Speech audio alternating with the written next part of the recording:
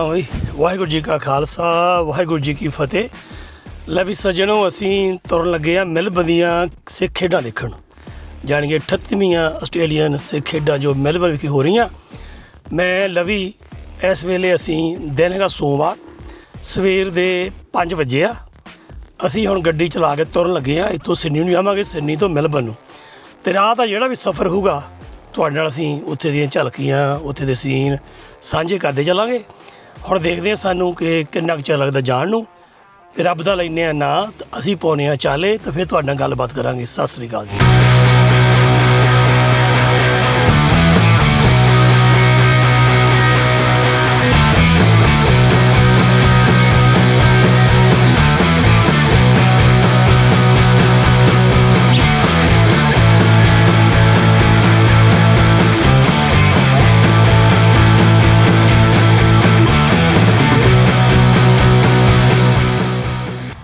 ਲਓ ਵੀ ਸਤਿ ਸ਼੍ਰੀ ਅਕਾਲ ਦੋਸਤੋ, ਸਾਰਿਆਂ ਨੂੰ ਗੁੱਡ ਮੋਰਨਿੰਗ।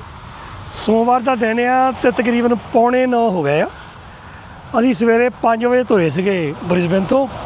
ਤਾਂ ਰੈਸਟ ਏਰੀਆ ਮਰੋਰੋ ਦਾ ਤਕਰੀਬਨ ਕੌਫ ਸਾਹਬਰ ਤੋਂ 100 ਕਿਲੋਮੀਟਰ ਆਪਣੇ ਸਾਊਥ ਵਿੱਚ ਆ। ਅਤੇ ਜੇ ਬ੍ਰਿਸਬੇਨ ਤੋਂ ਗੱਲ ਕਰੀਏ ਕੋਈ 240 ਕਿਲੋਮੀਟਰ ਅਸੀਂ ਆ ਗਏ ਹਾਂ।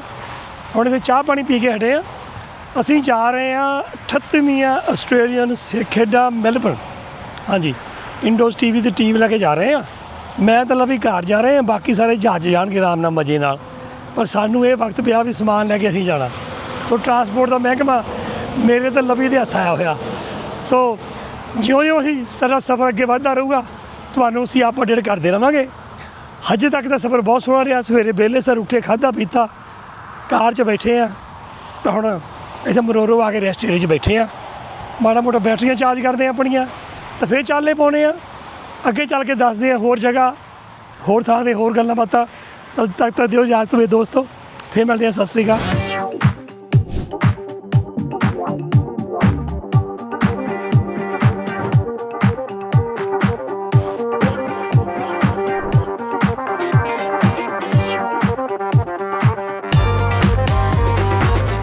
ਭਾਈ ਉਹਦੇ ਬਾਰੇ ਦੱਸੋਗੇ, ਤੁਸੀਂ ਕਿੰਨੇ ਸਾਲਾਂ ਬਾਅਦ ਚੱਲੇ ਹੋ, ਕੌਫ ਸਾਰਵਰ ਕ੍ਰੋਸ ਕਰਨ ਲੱਗੇ ਹੋ?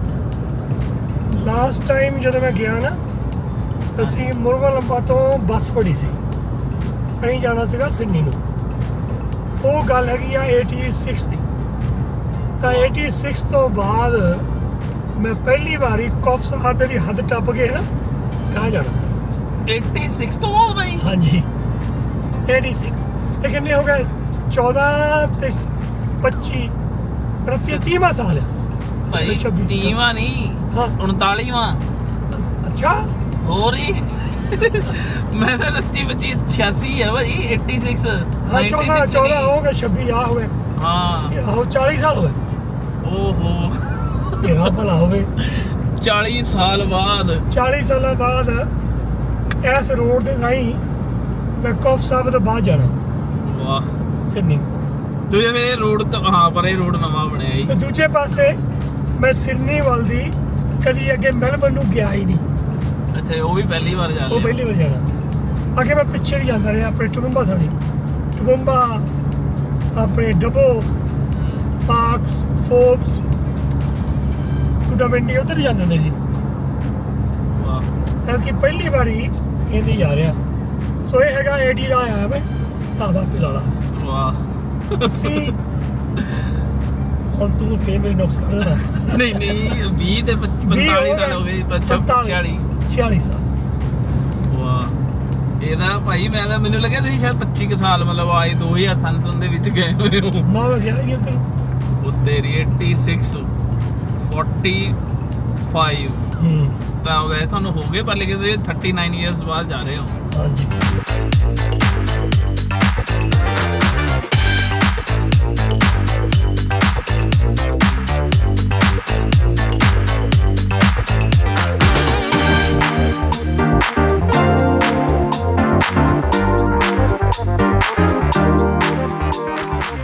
ਲੈ ਵੀ ਦੋਸਤੋ, ਜਿਵੇਂ ਤੁਹਾਨੂੰ ਕਿਹਾ ਸੀ ਨਾ ਵੀ ਅਸੀਂ ਦੱਸਦੇ ਚੱਲਾਂਗੇ ਆਪਣੇ ਰਾਸਤੇ ਦਾ ਜੋ ਵੀ ਜਿੱਦਾਂ ਜਿੱਥੋਂ ਤੱਕ ਵਿਚਰਦੇ ਅਸੀਂ ਹੁਣ ਤਕਰੀਬਨ ਬ੍ਰਿਸਬੇਨ ਤੋਂ 660 ਕਿਲੋਮੀਟਰ ਸਾਊਥ ਨੂੰ ਆ ਗਏ ਆ।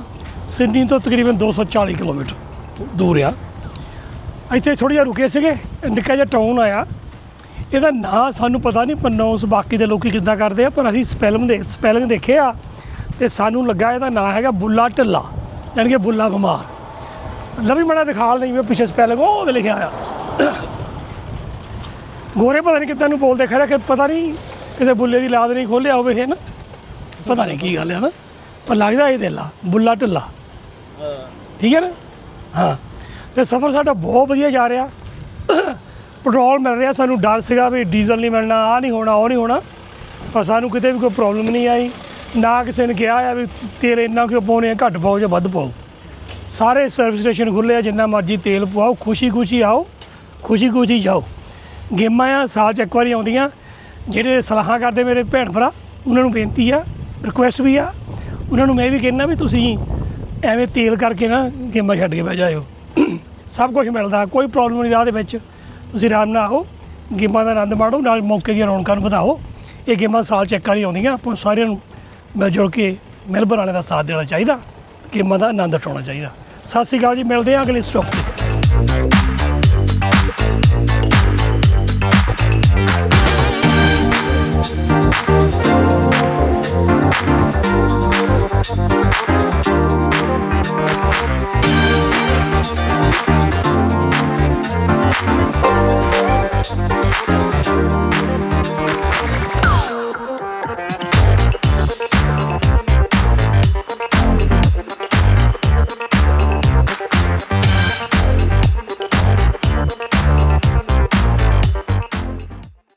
ਲਓ ਜੀ, ਅਸੀਂ ਕੋਈ 1100 ਕਿਲੋਮੀਟਰ ਦਾ ਸਫ਼ਰ ਕਰਕੇ ਅਸੀਂ ਹੁਣ ਪਹੁੰਚ ਗਏ ਹਾਂ ਗੋਲਬਰਨ, ਆਪਣੀ ਨਿਊ ਸਾਊਥ ਵੇਲਜ਼ ਦੇ ਵਿੱਚ ਹੀ ਆ। ਇੱਥੇ ਅਸੀਂ ਲੱਗੇ ਰਹਿਣ ਰਾਤ, ਅਤੇ ਹੋਟਲ ਦਾ ਨਾਂ ਹੈਗਾ ਜੀ ਵਿਲੋ। ਅਤੇ ਹੁਣ ਅਸੀਂ ਇੱਥੇ ਪਹੁੰਚ ਗਏ ਹਾਂ, ਰਾਤ ਇੱਥੇ ਕੱਟਾਂਗੇ, ਰੈਸਟ ਕਰਾਂਗੇ। ਤਾਂ ਸਵੇਰ ਨੂੰ ਸਾਡਾ ਇਰਾਦਾ ਹੈਗਾ ਕਿ 7 ਵਜੇ ਤੁਰੀਏ। ਬੜਾ ਹਾਲੀ ਤੁਰਨ ਦੀ ਲੋੜ ਨਹੀਂ, ਕਿਉਂਕਿ ਅਸੀਂ ਤਕਰੀਬਨ 7 ਘੰਟੇ ਦਾ ਸਫ਼ਰ ਆ ਇੱਥੋਂ ਮੈਲਬਰਨ ਜਾਣ ਲਈ। ਜਿਹੜਾ ਅੱਜ ਦਾ ਸਫ਼ਰ ਆ, ਸਾਨੂੰ ਬੜਾ ਟ੍ਰੈਫਿਕ ਹੈ ਨਹੀਂ ਸੀ। ਸੜਕਾਂ ਜਦੋਂ ਸਪੈਸ਼ਲੀ ਜਦੋਂ ਟਵੀਟ ਹਟ ਜਾਂਦੇ ਆ, ਤਾਂ ਟਵੀਟ ਹਟ ਤੋਂ ਗਾਂ ਬਹੁਤ ਸੋਹਣਾ ਸਫ਼ਰ ਆ, ਟ੍ਰੈਫਿਕ ਬਿਲਕੁਲ ਹੀ ਹੈ ਨਹੀਂ ਸੀਗਾ ਉਸ ਵੇਲੇ। ਅਸੀਂ ਇਕੱਲੇ ਹੀ ਲੱਗਦਾ, ਸਾਡੇ ਇਕੱਲੇ ਵਾਲੀ ਸੜਕ ਬਣੀ ਹੁੰਦੀ ਆ। ਸਿਡਨੀ ਦੇ ਲਾਗੇ ਆ ਕੇ ਟ੍ਰੈਫਿਕ ਰਿਹਾ ਮਾੜਾ ਮੋਟਾ, ਪਰ ਸਫ਼ਰ ਸਾਡਾ ਬਹੁਤ ਵਧੀਆ ਰਿਹਾ, ਬਹੁਤ ਇੰਜੋਏ ਕੀਤਾ ਅਸੀਂ। ਬਾਕੀ ਜਿੱਥੇ ਕਿਤੇ ਦਿਲ ਕੀਤਾ ਅਸੀਂ ਖੜ੍ਹੇ ਹੋਏ, ਖਾਣਾ ਪਾਣੀ ਖਾਧਾ। ਫਿਰ ਜਿਹੜੀ ਡੀਜ਼ਲ ਦੀ ਗੱਲ ਚੱਲਦੀ ਸੀ, ਸਾਨੂੰ ਡਰਾਇਆ ਗਿਆ ਸੀ ਵੀ ਡੀਜ਼ਲ ਨਹੀਂ ਮਿਲਣਾ, ਤੁਸੀਂ ਤੇਲ ਨਾਲ ਲੈ ਕੇ ਚੱਲੋ, 3 ਡਰਮ ਲੈ ਕੇ ਚੱਲੋ ਜਾਂ 4 ਡਰਮ ਲੈ ਕੇ ਚੱਲੋ। ਅਸੀਂ 2 ਡਰਮ ਭਰ ਲਏ 20 ਲੀਟਰ ਦੇ ਲੈ ਕੇ ਆਏ ਨਾਲ, ਸਾਨੂੰ ਵਰਤਣ ਦੀ ਲੋੜ ਨਹੀਂ ਪਈ। ਜਿੱਥੇ ਕਿਤੇ ਜਾਂਦੇ ਹੀ ਉਹ ਕਹਿੰਦਾ ਜਿੰਨਾ ਮਰਜ਼ੀ ਪਾ ਲਓ। ਮੈਂ ਇੱਕ ਬੰਦੇ ਨੂੰ ਪੁੱਛਿਆ, ਮੈਂ ਕਿਹਾ ਅਸੀਂ ਕਿੰਨਾ ਕੁ ਡੀਜ਼ਲ ਲੈ ਸਕਦੇ ਹਾਂ? ਉਹ ਕਹਿੰਦਾ ਜਿੰਨੀ ਤੇਰੀ ਜੇਬ 'ਚ ਪੈਸੇ ਆ ਉਹਨਾਂ ਤੋਂ ਲੈ ਸਕਦਾ। ਸੋ ਕੋਈ ਪ੍ਰੋਬਲਮ ਨਹੀਂ ਸਾਨੂੰ ਪਈ, ਅਤੇ ਮੇਰੇ ਨਾਲ ਕਿਹਾ ਹੁਣ ਗਾਂਹ ਚੱਲ ਕੇ ਵੀ ਨਹੀਂ ਪੈਣੀ। ਅਤੇ ਜਿੱਦਾਂ ਦੱਸਿਆ ਵੀ ਸਫ਼ਰ ਬਹੁਤ ਹੀ ਇੰਜੋਏ ਕੀਤਾ ਅਸੀਂ। ਲਵੀ ਨੇ ਬਹੁਤ ਚਲਾਈ ਕਾਰ, ਥੋੜ੍ਹੀ ਜਿਹੀ ਮੈਂ ਵੀ ਚਲਾਈ ਪਹਿਲਾਂ। ਸੋ ਹੋਪਫੁਲੀ ਕੱਲ੍ਹ ਦਾ ਸਫ਼ਰ ਵੀ ਬਹੁਤ ਸੋਹਣਾ ਰਹੂਗਾ। ਫਿਰ ਅਸੀਂ ਗੇਮਾਂ 'ਤੇ ਪਹੁੰਚਾਂਗੇ, ਉੱਥੇ ਪੁੱਜ ਕੇ ਗਰਾਊਂਡਾਂ ਦਾ ਹਾਲ ਦੱਸਾਂਗੇ, ਕਿਹੋ ਜਿਹੀਆਂ ਤਿਆਰੀਆਂ ਨੇ। ਬਾਕੀ ਕਮੇਟੀ ਨਾਲ ਜੇ ਟਾਈਮ ਲੱਗਾ ਤਾਂ ਮੀਟਿੰਗ ਕਰਾਂਗੇ ਤੁਹਾਨੂੰ। ਬਾਕੀ ਜੋ ਕੱਲ੍ਹ ਦਾ ਸਫ਼ਰ ਆ ਉਹ ਤੁਹਾਨੂੰ ਕੱਲ੍ਹ ਨੂੰ ਉਹਦੇ ਬਾਰੇ ਦੱਸਾਂਗੇ। ਸਵੇਰ ਨੂੰ ਤੁਰਨ ਲੱਗੇ ਤੁਹਾਡੇ ਨਾਲ ਗੱਲਬਾਤ ਕਰਾਂਗੇ।